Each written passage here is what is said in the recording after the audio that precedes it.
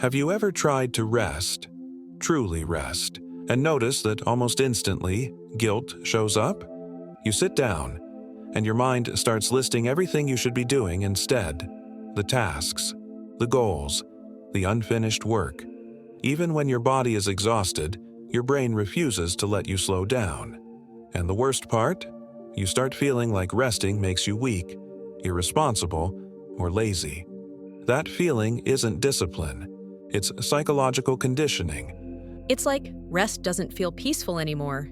It feels wrong. Even when nothing is urgently calling for your attention, your mind still acts like you're abandoning something important. Exactly. And the first hidden reason this happens is productivity-based self-worth. Somewhere along the way, many of us learned that our value comes from output, not from being human. So when you're not producing, achieving, or progressing, your nervous system interprets that as danger.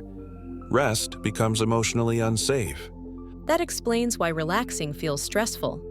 It's not that rest is bad. It's that the brain thinks you're losing value when you stop. Yes. And that belief usually forms early. Many people grew up in environments where praise came from achievement, not presence. You learned that love arrived when you performed, not when you simply existed. So now, as an adult, your body still works to earn safety through effort. So even when no one is actually judging you now, your nervous system still is. Exactly. And this leads to false urgency. Your brain convinces you that slowing down will cost you something: money, respect, opportunity, identity. So even in moments of calm, your body stays mobilized. You're physically resting, but neurologically still sprinting. That's why rest feels restless. Yes. And then comes the deepest layer: survival rest versus chosen rest. Survival rest happens only when your body collapses from exhaustion. Chosen rest requires safety. But if your nervous system never learned what safety feels like, you don't know how to stop without fear following you. That feels painfully accurate. A lot of people only rest when they're completely burned out. Because burnout is the only state their nervous system allows rest to feel justified. And that's the trap. You stop resting to restore yourself, and start resting only as damage control. So how do you actually break the guilt? First, you separate rest from reward. Rest is not something you earn after suffering. It is something your nervous system requires to function properly. You don't earn oxygen.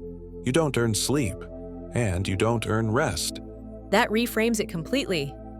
Second, you retrain your nervous system to feel safe in stillness. That means starting with small moments. 5 minutes without stimulation. No phone, no task, no justification. Just presence. At first, the guilt will get louder, not quieter. That doesn't mean you're wrong. It means the conditioning is weakening. So discomfort during rest is actually a sign of healing starting. Exactly. And third, you release the illusion that slowing down will make you fall behind. The truth is brutal but freeing. Burnout delays progress far more than rest ever will. Rest isn't stagnation. It's a strategic recovery. So the guilt isn't protecting you, it's exhausting you. Yes, guilt makes you productive, but it doesn't make you alive. And the deeper truth is this: the people who feel the most guilt when resting are often the ones who needed rest the longest. That's powerful, and honestly, relieving. Because rest was never the enemy. Fear was. The fear that without constant motion, you might not be enough. But you were enough before you ever proved anything. That completely changes how rest feels. And that's the final truth. You don't struggle with rest because you're weak. You struggle because you were trained to believe your worth disappears when you stop. And that belief can be unlearned. If this resonated, you're not broken. You're tired in a world that forgot how to pause. And if you want to keep exploring the hidden psychological patterns shaping your thoughts, emotions, and behaviors, subscribe to the Curiosity Vault. Until next time, stay curious.